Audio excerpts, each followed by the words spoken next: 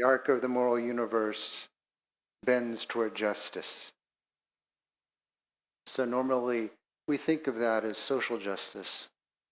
But if you read MLK's whole speech, that's only part of what he was talking about. He was really, he was talking about how Caesar, the fate of Caesar is to live in a palace, while the fate of Jesus was to live on a cross. And even though Caesar won that round, we know what happened. That now we measure time, this is what Dr. King said, we measure time before Christ and after death. And now we say in the common era, but when he spoke, when he wrote those words, it was, we still used AD and BC. And so there's a moral evolution, an arc, that our external conditions change, right? We live in impermanence. So whatever we create is bound to last for a while and then dissolve everything, including our social structures. So he was hip to that. So of course he wanted social justice, but he also realized that happens, that's expedited, and the more important thing is a kind of moral universe, not a social universe as much as the moral universe. And we could understand that as the inner universe. So this makes for a segue into the Dharma, of course, where we can speak of an arc of practice that is aligned with an arc of evolution. That's, we have the potentiality of being in tune with our true nature, or out of tune. So it may not appear in the Theravada, but once we get into the third turning of the wheel in the Mahayana, we begin to talk about having a Buddha seed inside of us. Sujata Garbha, or Tathagata Garbha, a seed of enlightenment. We all have it. And we can nourish it through an arc of practice. From the Dzogchen point of view, it's even better than that. It's not a seed, it's fully formed. And what we need to do is to recognize what's already here. So there is a word of the Buddha in the Anguttara Nikaya. A quote which I'll share in a moment. And I suspect that this is not an early quote. But remember, the Buddha taught for 45 years. And during that time, his students weren't staying put. They were practicing. Especially, can you imagine what that would be like to be at the foot of the Buddha? It was so inspiring. So many of those early students became arhats. Many of them did. Well, of course, they were right there and inspired. So after some years, and I don't know how long, the Buddha said this. This mind, O monks, is luminous, but it's defiled by adventitious obscurations. This mind, O monks, is luminous, but it's defiled by adventitious obscurations. Adventitious. Secondary, optional, compulsive, non-essential.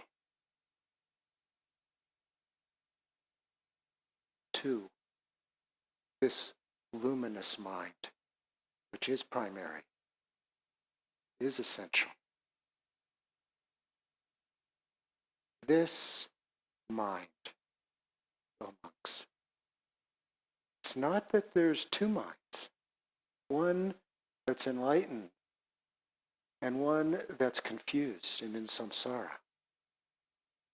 It's not that we have to get from our confused mind to the enlightened one. No, it's this mind.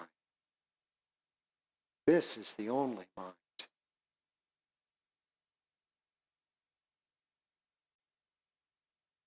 This mind is luminous. But we don't recognize that. We're preoccupied and distracted with so many obscurations. 84,000 conflicting emotions and mental fixations according to the Abhidharma. 84K. Sometimes it feels like that. A new glitch, or an old one, an old trend, an old habit pattern that we can't quite release on. 84,000 that are funneled through 5 aggregates masquerading as a solid self, convincing,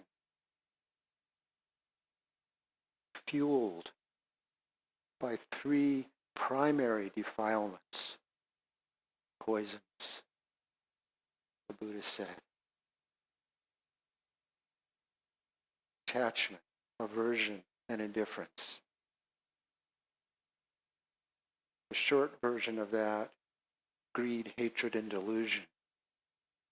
But greed is usually about money or stuff. We also have attachments to our opinions, ideas, bright ideas. Idea of Buddha nature, for instance. We could be attached to something like that. Our pleasures, our esteem of self, praise, hatred, yes, absolutely. One of the worst. But also fear. We don't. Aversion is anger and fear. Irritation, impatience, annoyance, all variety of pushing away. So there's the grabbing on and there's the pushing away. Delusion, yeah. But delusion, that's a kind of a hard one. What is that really? So indifference is broader, more inclusive. Indifferent, not paying attention, dull-minded. Sometimes this is translated as stupidity, ignorance, some kind of not paying attention, not quite being there.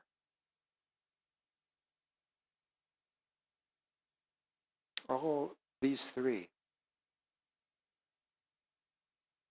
come from and are based on our divided consciousness. So it's the 3rd link in the dependent origination chain. Divided consciousness. We live in a consciousness that's split. There's a subject and objects. And we are lost in our objects, our mental objects, our sensory objects. And we don't notice where they came from. We don't notice that our objectification of the world comes from the subjectivity itself, from our mind, our luminous mind, our incredibly intelligent, aware capacity. We live and spend our lives, for the most part, in a dualistic vision, which itself is rooted in the second link in that chain. Samskaras, formations, under the level of consciousness, unconscious mental or volitional formations give rise to the objectification, the reification of our existence. We think it's real, we take it to be real and solid, without realizing we're the ones who are imagining that solidity. All of it based on that first link. John spoke to this from Thailand the other day. Ignorance, we call it, avidya, marikpa in Tibet. Ignorance. Non-recognition of what's happening. Unawareness. Unaware that this mind amongst a nun is luminous.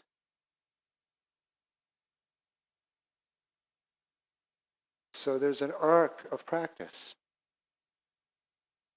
through which we can deal with these obscurations and enable ourselves to recognize the nature of this mind.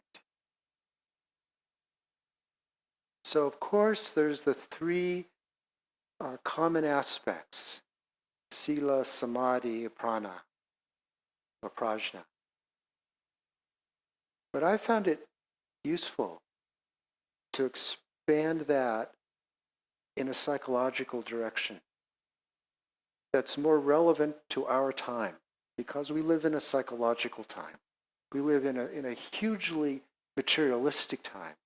We live in a time that is incredibly becoming more and more anxious in a virtual reality as well. And so we have to respect that and work from the inside out as things are now. So we happen to be pretty highly educated and psychologically sophisticated, not just psychologists like me, but in general, you read, we use psychological language. It's in the newspapers and on the blogs and everywhere. So there's an arc of practice that I have found useful in three major ways, not just these three I mentioned, but in terms of actual practice, basis of which is samatha vipassana. In addition to that, there's the Tonglen practice. In addition to that, then there's a Dzogchen practice. And so looking at an arc, we must begin, as far as I can tell, we begin with calming down. If we can't chill out, if we can't quiet this busy mind, nothing really works. We might have fine ideas. We might hear fabulous teachings, but they don't settle. They don't take root. So the first part is to calm the system down.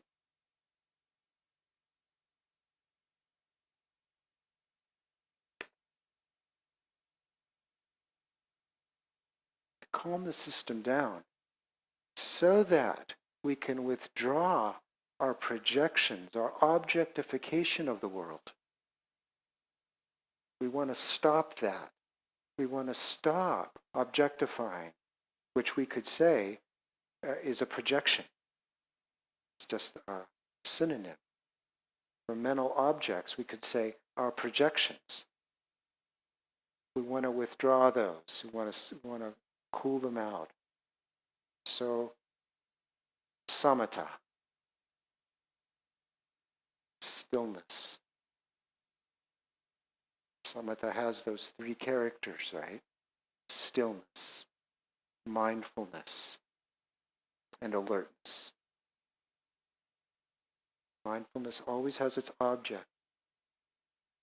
So we want the alertness where the awareness is more spacious and can take into account the context, not just the object of mindfulness. We want that, and we want alertness as well, a broader awareness,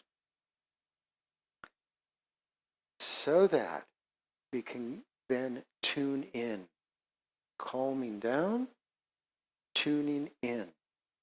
This is really the beginning of Buddhism. There's a lot of spiritual practices that calm the system. But when we start to tune in, now we're beginning the Vipassana. We're turning our attention from going out to going in, from being focused on the projections, our ideas, our constructs, to the constructor, to the projector. And now we can begin to look into how we're caught, how we're dominated by our grasping and our aversion and our indifference, for instance.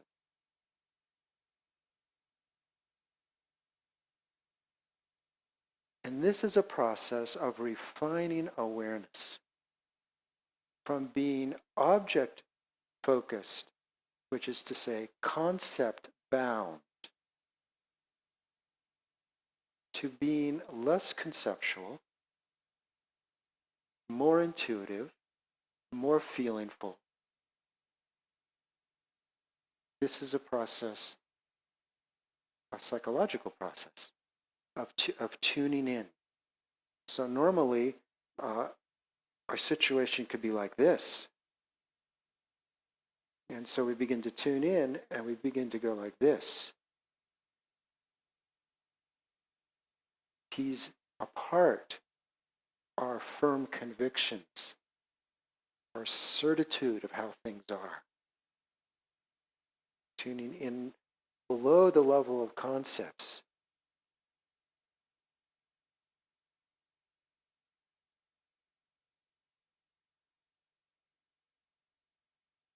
You know how this goes, particularly during retreat, when you have time for kind of sustained practice. That the tuning in then deepens. It's not enough just to tune in. We want that tuning in to deepen. And so there we are, sitting, quieting, tuning in. What happens? What happens to you is exactly what happened to the Buddha under that tree. Stuff comes up. We become more sensitive, don't we? And so we become aware of tensions we're holding, tightnesses in the body, emotional stuff we've pushed away. So the deepening, one way of thinking about this, now we're going into the unconscious. We're going closer into the samskaras themselves, into our holdings. So you're sitting there, we're sitting there, and we're aware of a tension in the body, and we become aware of how we feel in regard to that. And very often, there'll be an insight that arises. Something, yes, this makes sense, what I've been holding. There's some kind of insight. Sometimes those insights are hard to articulate. Now, psychotherapy focuses on articulating. So there's an advantage for that particular practice in that way. But the point that I want to stick with right now is this point of deepening into the more subtle obscurations. We can't get at them through thinking.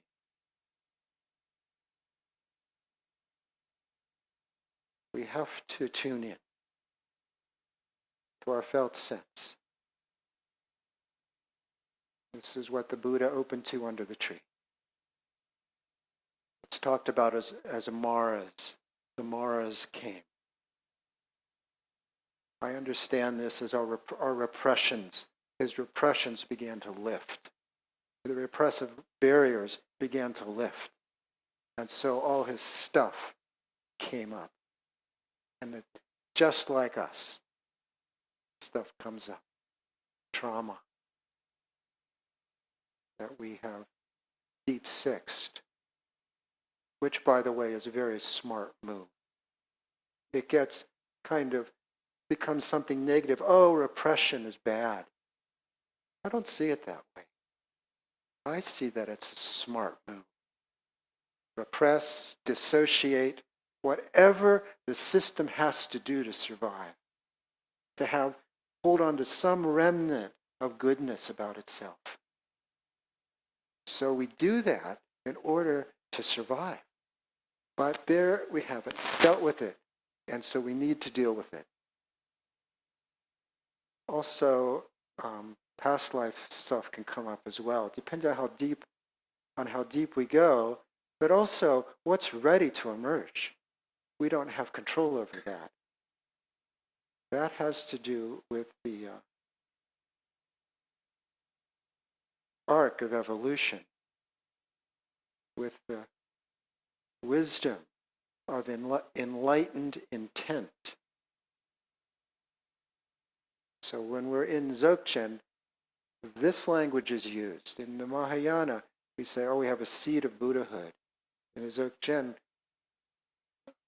we can speak of enlightened intent. And the more that we open to that, the more we are opened by it. And so all kinds of stuff will come up. So as we become more open, when this becomes more like this, then we're in an optimal situation for seeing through the whole illusion, the whole self-illusion. Calming down, tuning in, deepening, and then the game changer. Seeing through our dualistic fixations. So this is the point that Zen talks about as a satori. In the Theravada, it's talked about as entering the stream, becoming a stream winner. And after this point, according to the Theravada, everything changes. We still have all our stuff, but now we're on a higher path, literally the Arya Magga. And from that point on, it's said, we have a maximum of 7 lifetimes before we become Arahat. So, FYI, if you've had that glimpse, and it's only a glimpse,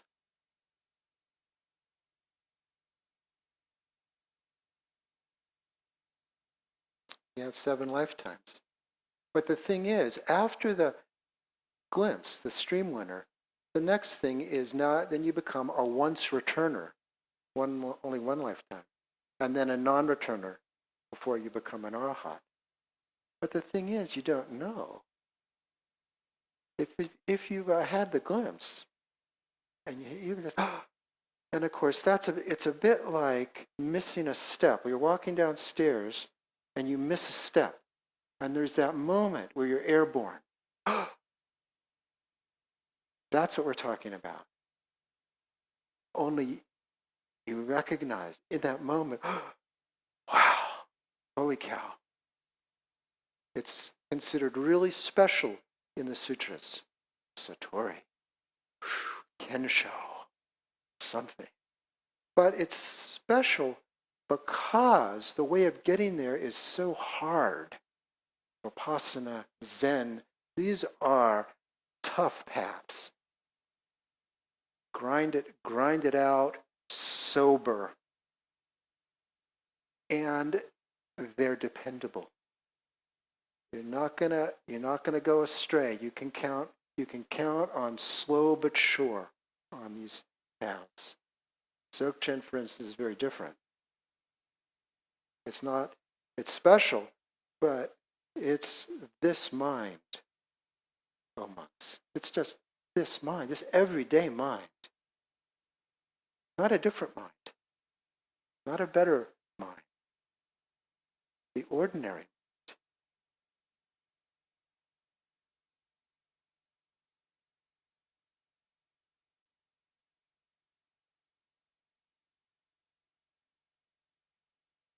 So if you've been fortunate enough and you've had a glimpse, you don't know. Maybe you're already a once returner.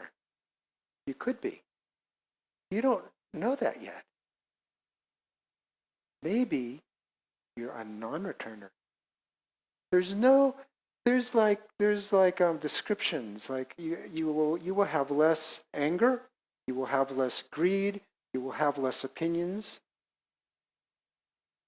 But maybe you progress that way in one lifetime. There's no rule that says you can't. And then having ego, that's the very last thing to go. So this is calming, tuning in, deepening, seeing through, and then letting that openness be is the fifth. It's 5. We could say stages. In this is a progressive. I follow this progressive path where you begin with calming, tune it in, deepen it, see, let the seeing be, let your openness relax.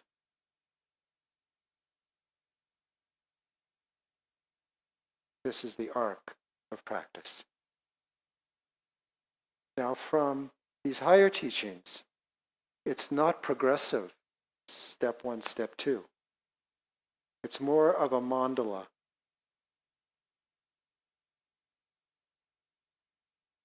Everything working together, like the factors of enlightenment, for instance. It's not like you need one before you get to another one. You want all of them. You want to do all of them. Or the Eightfold Path. It's not that you have to have right speech before you have right livelihood or right concentration. You want to work all of them. They will all work together. So in that sense, these 5 all work together. Just because you've had an enlightenment experience, and maybe I don't need to talk so much to you guys about this. This is maybe more for Dzogchen people. Just because you have, you know what the nature of the mind is, doesn't mean you've stabilized it. Doesn't mean you've trained in it. If you can sustain it, well, I don't know why you're listening to me. You should be sitting here. You still need to practice, including moral training. So with the sila, with the moral training, we use that as a protection. Well, there's 2 ways to think of it, basic and advanced. Basically, we want to do no harm to ourselves or others. So we take those precepts, not to kill or steal or anything that's going to really agitate our mind. Take responsibility for our sexuality, realizing there's effects to what we do, there's consequences for ourselves and others. And all of the renunciations, we want to not screw up and to protect ourselves, from our worst impulses. This is the basis. Now, the more advanced kind of moral chain is then we want to cultivate our virtues. We want to enhance our virtues. loving kindness, sympathetic joy, equanimity, and so forth.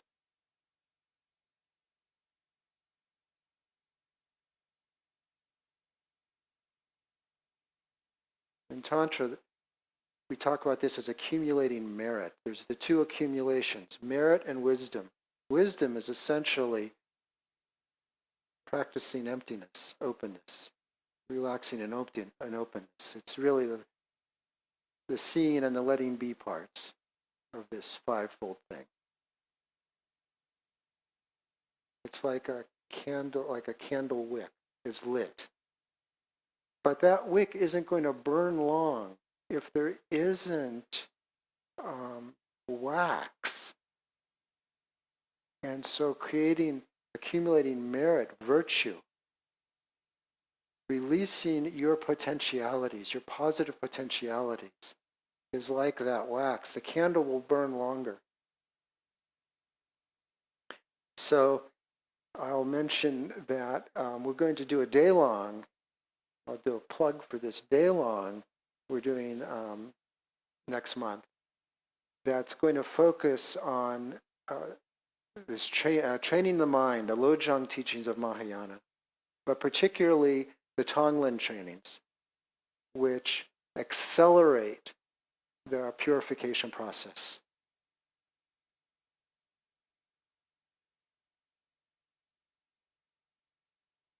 So,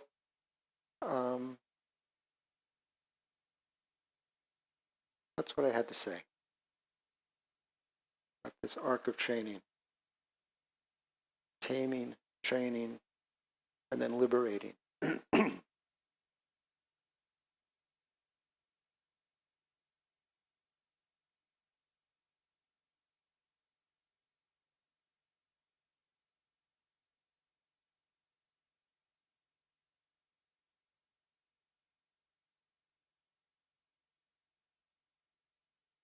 So I think I'll leave it there.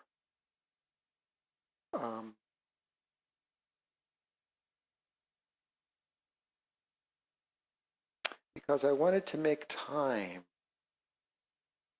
for an exchange. If you have questions or comments or concerns, I want to leave some space for you to bring those up.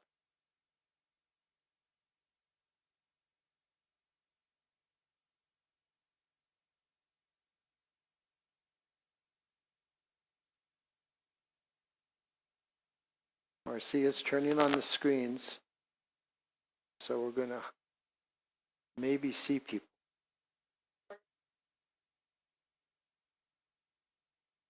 Okay, so Marcia is going to try to get the tech to work.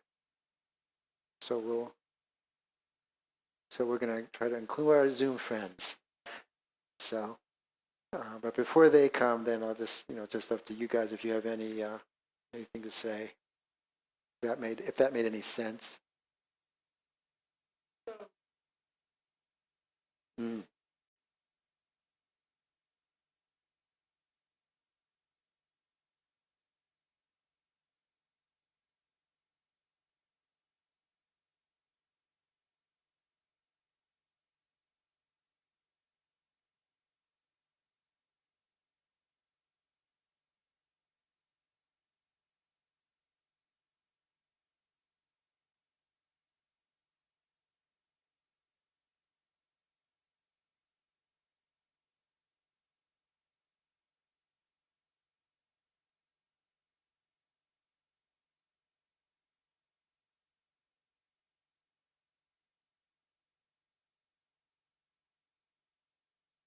Sweet. So for our Zoom audience, what's your name? What Marie said was regard to this taking refuge in the Buddha, Dharma, and Sangha. She's really liking some poetry and some inspirational teaching that focuses on taking refuge in the body.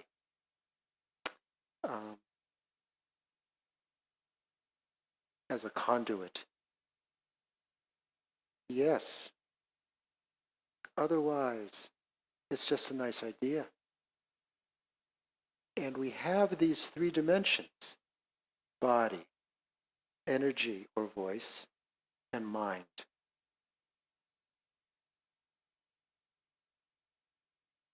They're all conduits, all are dimensions of being.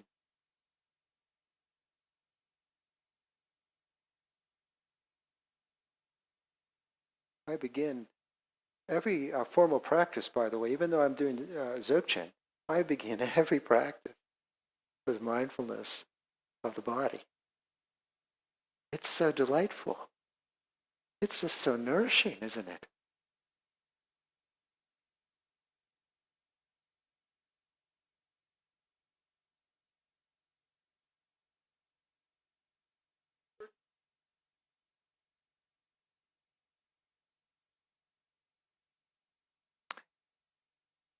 Okay, Marcia has said, because she does not have a mic, and I'm speaking to the virtual audience here, you can unmute yourself if you like and ask a question. So you're in the game.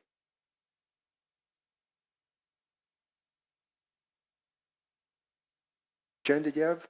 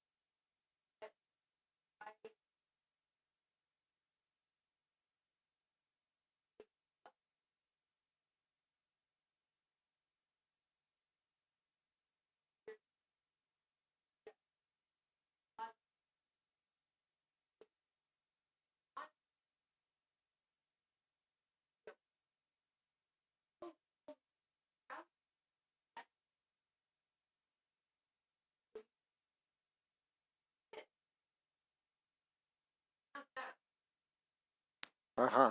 So, so for the Zoomers, um, Jen was saying neutrality, equanimity, that's all good, but it's not viscerally robust. I'm I'm ad-libbing. As a child of the 60s, she likes to get up and go and have it be, full flavored, not not neutered. So, um, I would say in regard to the Tonglen practice, this is going to speak to your concern very directly. So the short version of the Tonglen is it's very emotionally based. In fact, it's what it's really good for are very difficult emotions, the tough stuff. I mean, I began Tonglen at a time during a wrenching divorce where there was a custody battle, which I needed to engage. But I was a wreck. And so my Dzogchen didn't work. I was too upset. I was on verge of hating my situation into a depression or hating the mother of my children. And so I dropped the Dzogchen, went to the Vipassana, which worked, but not dynamically enough. And so that's when I found the Tonglen, which saved my bacon. And actually helped everybody around me to get to equanimity. I wouldn't say equanimity and neutrality are the same thing, by the way, but they're close. So with the Tonglen, what we do is we make friends with the tough stuff, the dirty stuff, the unhappy stuff, the painful stuff, the stuff we don't want. We breathe that in, we touch into that. And in that pain, in that confusion, we transform that into what's needed And what's needed may be patience, it may be kindness, it may be courage, but whatever it is, it's going to be robust to meet the degree of challenge we're up against. And so it's not like Vipassana where you sit and you wait for something to come up. Tonglen is more aggressive, more directive. You go after the stuff. So that's where in the deepening process, Tonglen is really good for quickening the purification. And that release is these positive qualities. What do I need in order to deal with this thing at hand?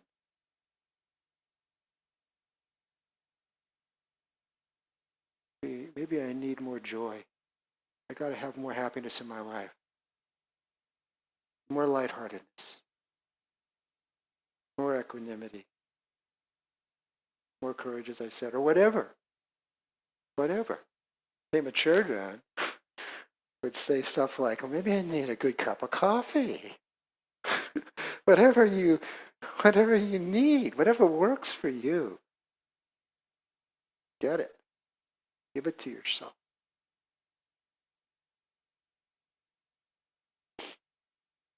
More dynamic, because it goes with, for instance, metta. That's more aspirational. With the Tonglen, it's more gritty, more applied, less of a wish, and more of a make it so. Captain Picard would say, make it so. It's like that. Engage. Yeah, so that's a reciprocity. So they're breathing in the obscuration, but breathing out the virtue. Spend the day on this. First with oneself. So I'm doing it, for those of you who know Tonglen, I'm doing it a little, I've modified it. So what we do, one modification is we do it for ourselves first. Then we do it for others, which is the traditional way. And then there's a way I've found this is really good launch pad into objectless awareness, into non-dual awareness. So there's a way of using it that way. So we'll do all that during this day long. Hurry. Yeah, no.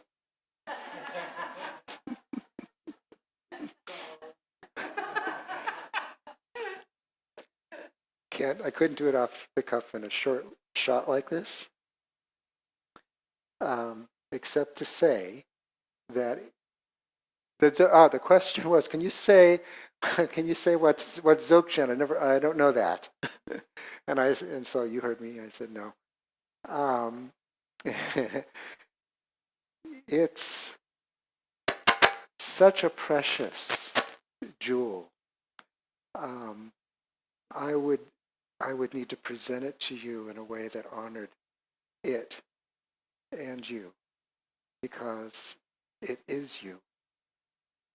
It is you as you are. Your luminous mind, your open mind, empty open,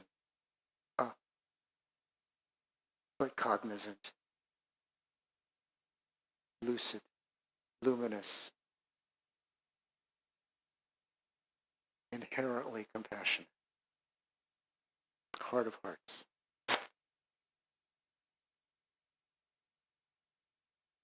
It's more popular these days, so that's why I sort of assume people have heard of it. So my assumption mind.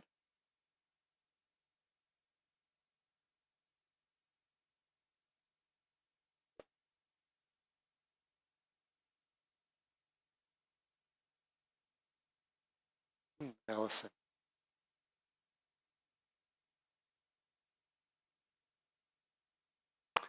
Allison asked, could I speak a bit about enlightened intent? Yeah. Hmm.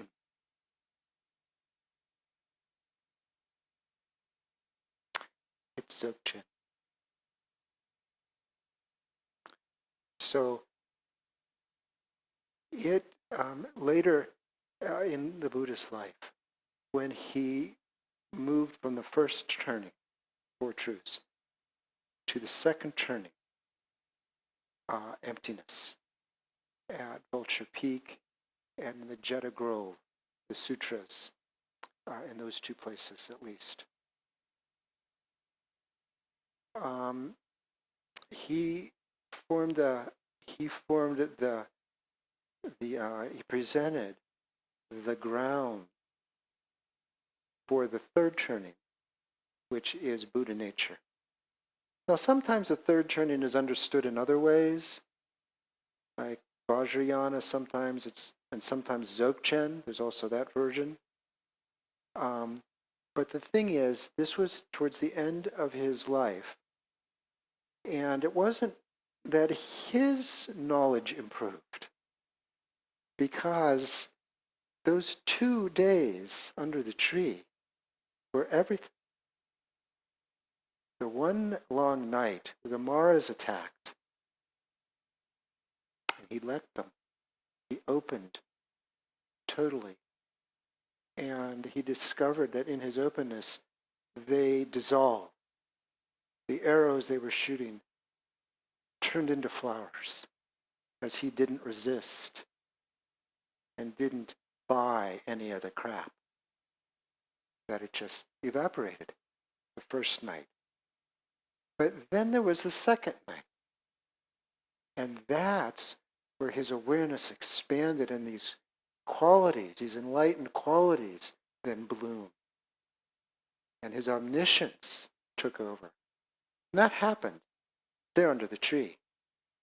So the difference between the beginning of his teaching and towards the end is that towards the end he was teaching to Buddhists. In the beginning, there were no Buddhists. They would have been Hindus or Jains or just whatever, non-aligned.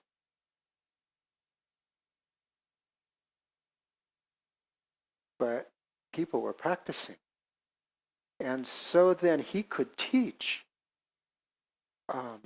more subtle stuff that would be confusing to the early people. So Buddha nature, that we all have a seed in us, he didn't start with that. And I suspect he didn't start with that because people would have objectified it.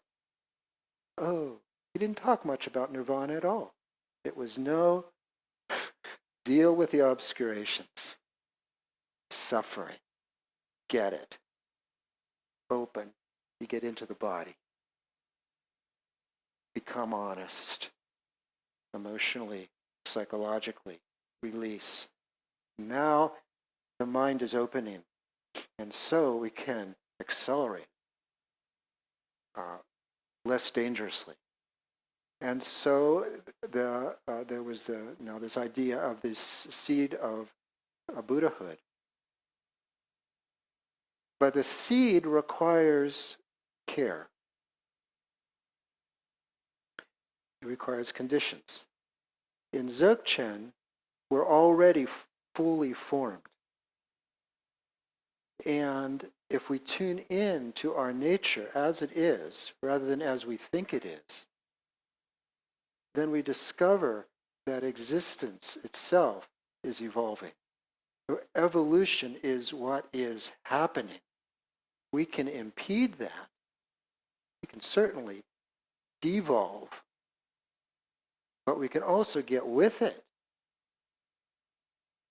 And then who knows where that goes?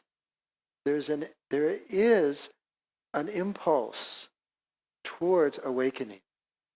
That's why we suffer, because we're not in tune with that. And we'll continue to suffer lifetime after lifetime. It will niggle, we'll feel something's missing. We're living in dualistic vision. So yes, something's missing. We're not aware of what's happening. Enlightened intent won't have it. Therefore, we're anxious, despairing, guilt, and feel guilty. Something wrong with me. Yeah, something's missing. It's not our fault, because that's tricky. This whole guilt thing can be tricky. I don't want to go too much there, and also we're out of time. So I think I'll leave it there, honoring the clock. So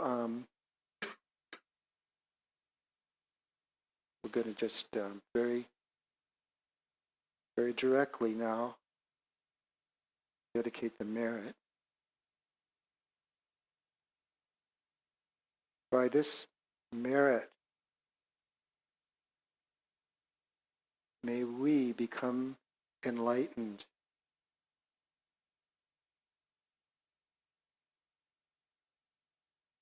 and defeat the adversaries, kleshas, the obscurations from the ocean of samsara with its stormy waves of birth, old age, sickness, and death. May all beings be free. May all beings be happy, have the causes of happiness. May they be free from suffering and its causes. May they never be parted from happiness, free from sorrow. May all beings be free of attachment, aversion, and indifference, and remain in great equanimity, loving kindness, sympathetic joy, and real compassion.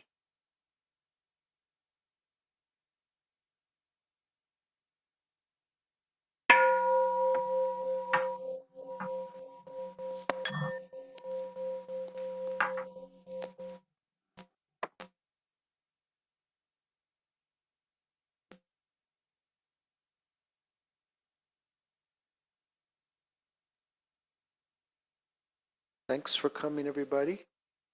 And I'm going to give this to Jen, who's going to have some announcements.